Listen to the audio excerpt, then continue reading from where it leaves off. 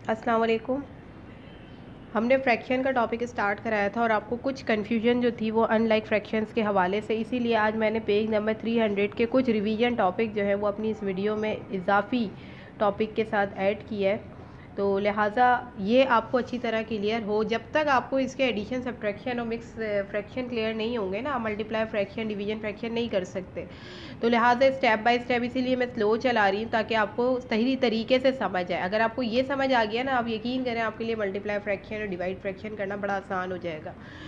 तो आप देखें, हमने पेज नंबर 300 पे आपके पास एग्जाम्पल गिवन थी, ठीक है ना, जो मैंने आपको कल की लाइव क्लास में भी डिस्कस की थी। तो आज मैंने कुछ ऐसे सवाल ले लिए जिसे देख के आप ये समझते हैं यार ये तो बड़े मुश्किल है, लेकिन तरीक़ेकार अगर आपको मेथड आता है ना तो फिर आपके लिए करना आसान। एक और बात, आप ना पेन से करके दें। मुझे ना आपके इमेजेस क्लियर नहीं हो रहे, पेंसिल आप वैसी लाइट यूज़ कर रहे हैं तो जब वो मेरे पास इमेज आता है ना तो मैं सही तरह देख नहीं पा रही। तो आप ना पेन से कीजिए और मेथड, प्रॉपर मेथड के साथ, जैसे मैं रिकॉर्डिंग के अंदर आपको मेथड दे रही होती हूँ ना, मुझे वैसे ही सवाल चाहिए, मुझे आंसर से गर्ज नहीं है। मुझे आप मेथड दें, मेथड होगा तो मैं उसको चेक करूँगी, मेथड नहीं होगा तो मैं उसका आंसर नहीं चेक करूँगी। तो जिस तरह मैं करके दे रही हूँ ना, जो आपका बुक का पैटर्न है, जो आपकी बुक की एग्जाम्पल है, ठीक है, उसी तरीके से आप मुझे सॉल्व करके दें। तो पेज नंबर 300 पे आप देखिएगा, ये गॉट इट का बी पार्ट है, ये मैंने सेलेक्ट किया है कि ऐसे सवाल जो कि आपको लग रहे होंगे टेक्निकल है। तो एक दफ़ा मैं दोबारा सॉल्व किया। देखिए 5 होल 1/5 प्लस 2 होल 3/10। कुछ नहीं करना, आपने सवाल देखा, सवाल ये आ गया। सबसे पहले आपने 2 डिसीजंस लेने हैं। सवाल पढ़ने के बाद आपने देखना है कि ये लाइक है या अनलाइक फ्रैक्शन है। आपने तय कर लिया यार ये तो अनलाइक फ्रैक्शन है, एक सवाल तो आपका सॉल्व हो गया। दूसरी चीज़ आपने ये देखनी है कि एडिशन है या सब्ट्रैक्शन है। आपने देखा ये तो एडिशन है, ठीक है, दूसरा सवाल भी आपका सॉल्व हो गया। अब आपने करना क्या है, यहाँ पर देखिए पेज नंबर 300 पे इस सवाल को जिस पैटर्न से सॉल्व किया गया है, जो मैंने कल भी आपको डिस्कस किया था कि हमें ना डिनोमिनेटर सेम करने होते हैं। ठीक, डिनोमिनेटर को सेम करने के लिए हम लोग क्या करते हैं, कोई भी नंबर ऐसा सेलेक्ट करते हैं जिसको हम मल्टीप्लाई करें, और जब हम मल्टीप्लाई करते हैं ना तो उसको हम नीचे भी करते हैं और ऊपर वाले नंबर से भी करते हैं। समझ रहे हैं बात? ऐसा नहीं है कि सिर्फ एक ही नंबर से करें, दोनों नंबर। अब देखो यहाँ पर 10 है, ठीक है, लाजमी सी बात है ये अनलाइक है, तो हमें 5 को ना 10 बनाना है। तो अब मुझे ऐसा नंबर क्विकली सोचना है जिसको मैं मल्टीप्लाई करूं, लाजमी मुझे मल्टीप्लाई करना पड़ेगा। मल्टीप्लाई करूं तो यहाँ पर 10 आ जाए। तो आपने कुछ नहीं करना, सबसे पहले आपने ये देखे सवाल उतारा, ठीक है, यहाँ क्या निशान है, प्लस, ये आपने प्लस लगाया, ठीक है, और दूसरा आपका पोर्शन क्या है 2 3/10। ये देखें मैं हल्के हल्के कर रही हूँ। अब इसके बावजूद अगर आपको समझ नहीं आएगा ना तो फिर आपको प्रैक्टिस क्वेश्चन बहुत ज़्यादा मिलेंगे, इसलिए उसी वक्त तवज्जो दें यहाँ पर। अब देखें ये तो 10 है, आपने ना इसको 10 बनाना है, ये कहलाता है डिनोमिनेटर, ऊपर वाला कहलाता है नोमिनेटर। तो अब मुझे क्या करना है, मुझे कुछ भी नहीं करना, मेरे लिए बड़ा आसान टास्क है कि अगर मैं ऐसा कौन सा नंबर है जिसको मैं 5 से मल्टीप्लाई करूँ तो 10 आ जाए। सिंपल 2। अब ये जो 2 है ना, ये ऊपर वाले नंबर से भी मल्टीप्लाई होगा और ये नीचे वाले नंबर से भी, यानी ये जो हम मल्टीप्लिकेशन करते हैं ना, जैसे 2 रखा, अगर 2 से नहीं हो रहा होता या मैं 4 रखती, यानी आपको ये वाला नंबर लेकर आना है, डिनोमिनेटर आपने सेम करना है। तो मैंने 2 रखा, तो ये क्या हो गया हमारे पास 5 तो ऐसी का ऐसी है, इसको तो आपने छेड़ना भी नहीं है, इन नंबर्स को आपने छेड़ना नहीं है। तो 2 1 ज़ा 2, 2 5 ज़ा 10, प्लस का निशान, ये ऐसी का ऐसी आ गया 2 3/10। अब देखें ये सेम हो गए। ये वाला अमल जो हमने किया है ना, ये सिर्फ इसलिए किया है क्योंकि हमें अनलाइक से लाइक फ्रैक्शन बनाना है, और जब लाइक फ्रैक्शन बन जाते तो देखें एडिशन कितना आसान है। इन दोनों को अलग प्लस करो, 5 और 2 कितने हो गए 7, ठीक है ना। अब देखें ये सेम है, नीचे वाले नंबर सेम हो तो हम एक दफ़ा उतारते हैं, फिर रिपीट कर रही हूँ, देखो ये नंबर और ये नंबर, ये डिनोमिनेटर कहलाते हैं, ये सेम हो गए तो इनको हम एक दफ़ा लिखते हैं। अब बचे ये जो नोमिनेटर है, अगर प्लस का निशान होगा तो इन दोनों को प्लस करेंगे, अगर माइनस का निशान होगा तो इन दोनों को माइनस करेंगे। तो 3 और 2 कितने हो गए 5। अब हम ये देखेंगे आया ये कैंसिल हो रहे हैं या नहीं हो रहे, तो देखो हो रहे 5 1 ज़ा 5, 5 2 ज़ा 10। तो इसका आंसर हमारे पास क्या आया 7 whole 1/2। This is your required answer. तो ये जो मैंने मेथड किया है ना, ये इसी मेथड से मुझे सारे सवाल चाहिए आपकी कॉपी में। ये मेथड नहीं होगा इस तरह से मुझे आंसर नहीं चाहिए, मुझे मेथड चाहिए। मेथड के साथ आंसर इसी तरह बिल्कुल जैसे मैंने प्रॉपरली करके दिया है ना, आप भी बिल्कुल एज इट इज़ ही देंगे मुझे। इसके बाद एक और एग्जाम्पल, आप बोलते हो ना कि कोई ऐसी हो कि ज़रा मुश्किल सी हो, वो भी मुझे समझिए। ई देख लें, ये लिखा हुआ है 13 7/8 -9 3/4। ठीक है, ये मैंने एक और सवाल ले लिया, कोई मसला नहीं है, ये भी आसान है। वही तरीक़ेकार देखेंगे, देखो वहाँ प्लस था, यहाँ पे क्या है, माइनस है।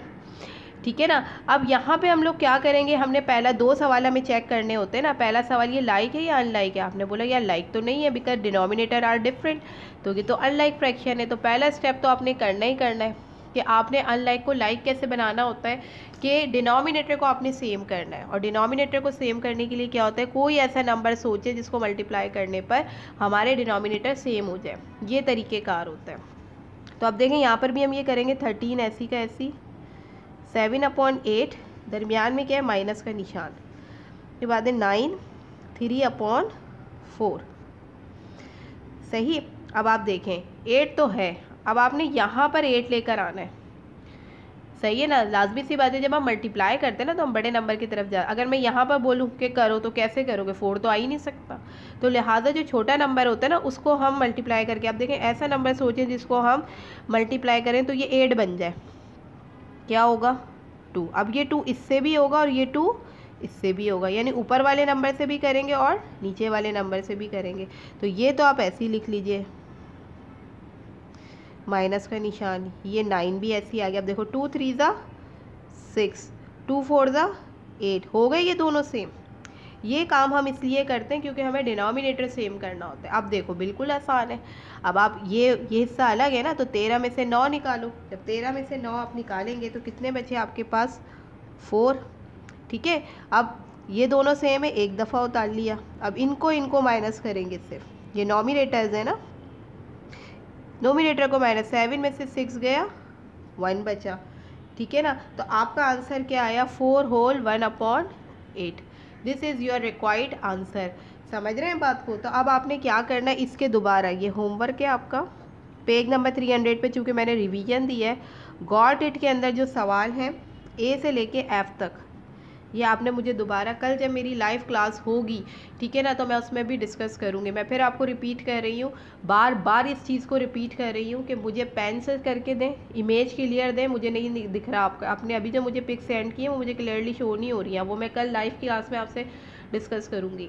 दूसरी बात ये, मेथड के साथ, मेथड करने में कोई टाइम नहीं लगता, बगैर मेथड के आप आंसर निकाल भी नहीं सकते, सीधी सी बात है। तो आप मुझे मेथड के साथ दें। मैं मेथड के साथ आप नहीं करेंगे, मैं आपको दोबारा करने को दे दूँगी, फिर नहीं करेंगे फिर दोबारा करने को दे दूँगी। आप मुझे थ्रो द प्रॉपर मेथड के हवाले से करके दें। इसके बाद जो आज की हमारी वीडियो है एक्चुअली वो है पेज नंबर, ये तो मैंने आपको रिवीजन दिया चूँकि आपके कॉन्सेप्ट क्लियर नहीं थे। पेज नंबर 301, पेज नंबर 301 पर भी ना फ्रैक्शन की एडिशन और सब्ट्रैक्शन है, लेकिन यहाँ पर ना इन्होंने जो मेथड इस्तेमाल किया है वो है improper fraction method. Improper fraction method क्या होता है, ये आप जो पाकिस्तानी सिस्टम के अंदर पढ़ते आए हैं, ये वही सिस्टम है। सवाल इस तरह से भी सॉल्व होते हैं, और कुछ एक आध सवाल ऐसे जो ज़रा टेक्निकल है, जो आपको लगेंगे कि यार ये कैसे सॉल्व होंगे, तो उसके लिए ख़ासकर हमने ये आज की वीडियो बनाई है, ताकि अगर इस तरह का कोई क्वेश्चन आए तो आप उससे बआसानी कर सकें। जैसे पेज नंबर 301 पे हमारे पास एग्जाम्पल नंबर 3 है, ये दिया हुआ है फाइंड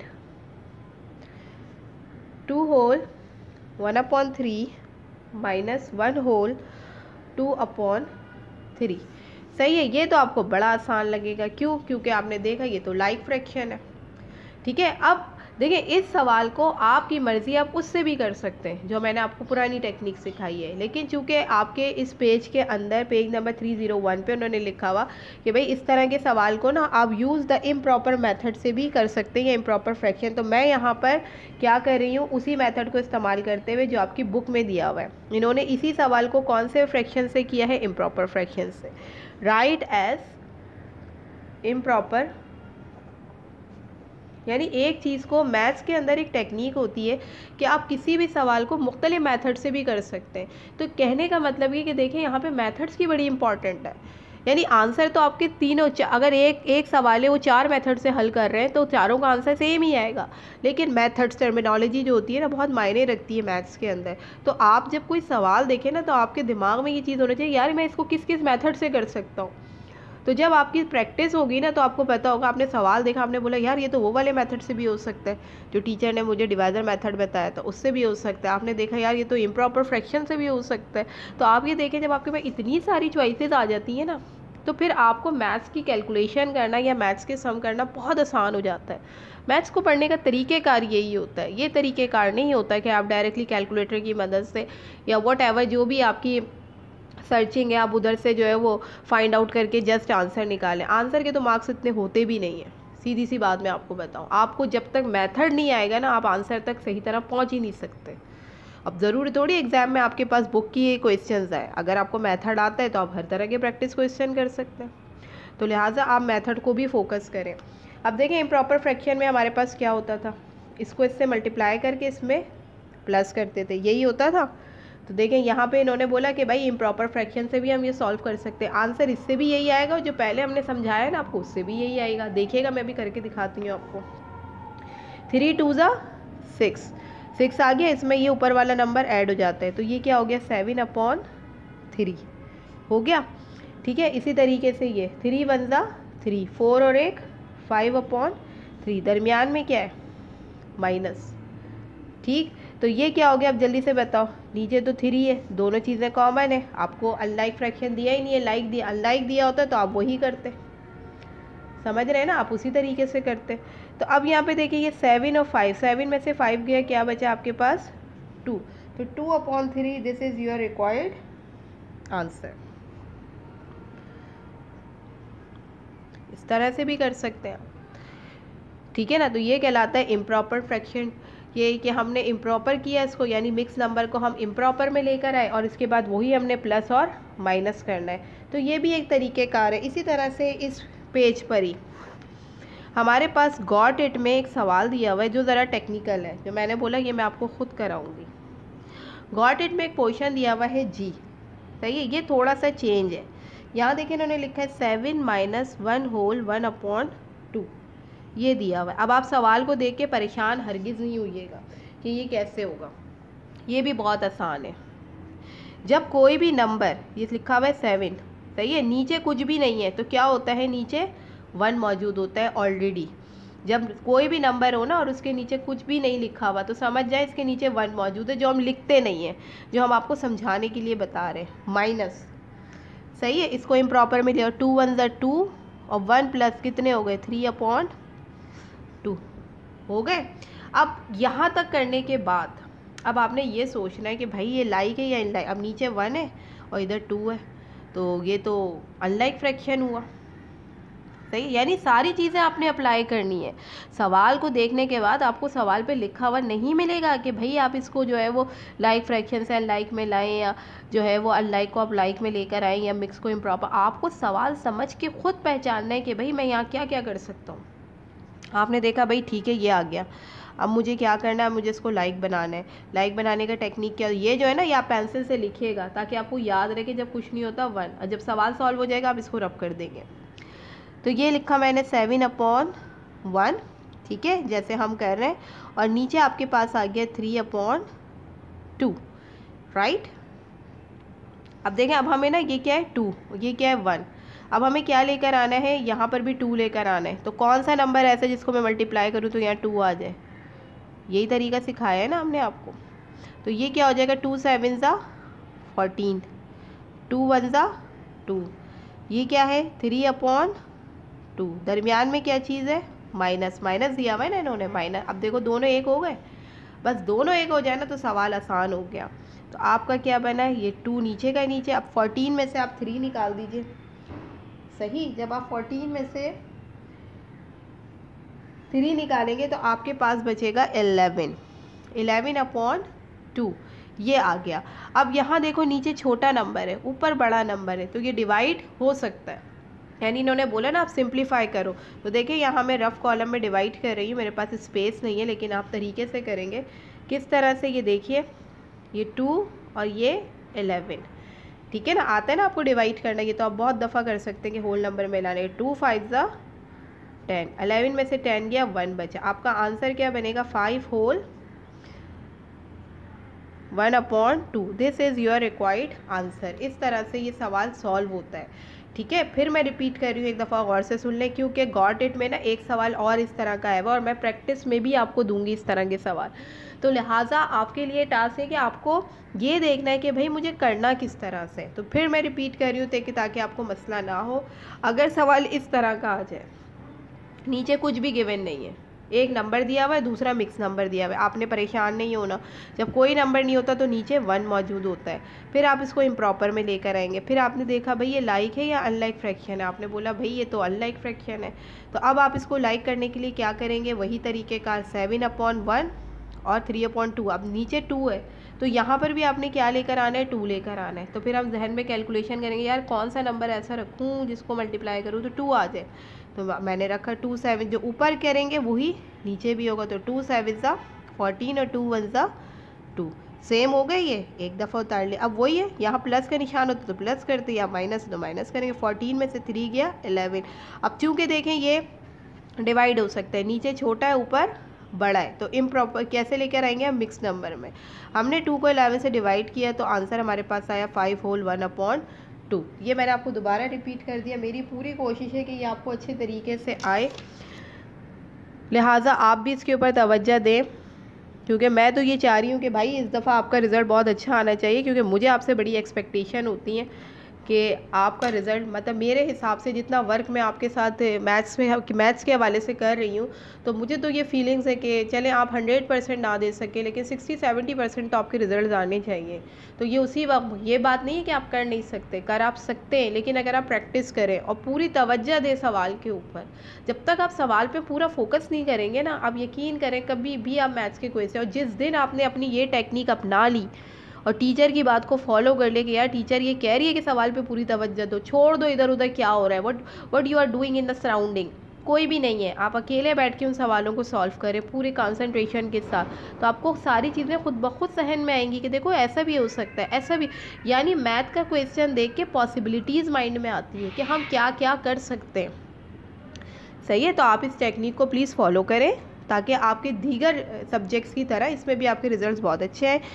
यानी आफ्टर 1 मंथ अगर मैं आपकी प्रोग्रेस दोबारा फाइंड आउट करती हूँ और आपके पेरेंट्स से कहती हूँ कि भैया आप उन्हें ईमेल करें या उनके नंबर पे कांटेक्ट करके पूछिए कि भाई मोहम्मद रहीम जो है वो अब आफ्टर 1 मंथ उनका प्रोग्रेस क्या है, वो मैथ्स में क्या कर पा रहे हैं और आपको कितने % आंसर दे रहे हैं और उनका प्रोग्रेस क्या है, तो उसके लिए रिज़ल्ट बड़े अच्छे आने चाहिए।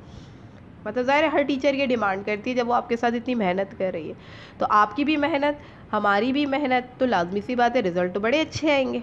और ये नहीं कहती मैं कि आप पढ़ नहीं सकते, आप माशाल्लाह बहुत सारे सब्जेक्ट में बहुत अच्छा हमें आउटपुट दे रहे हो, लेकिन जहाँ आपका वीक पॉइंट है ना, अगर आप उसको कवर कर लेंगे, सही है, उसको फोकस कर लेंगे, तो आप देखें कोई भी टीचर आपकी कंप्लेन मेल आपको नहीं सेंड करेगा।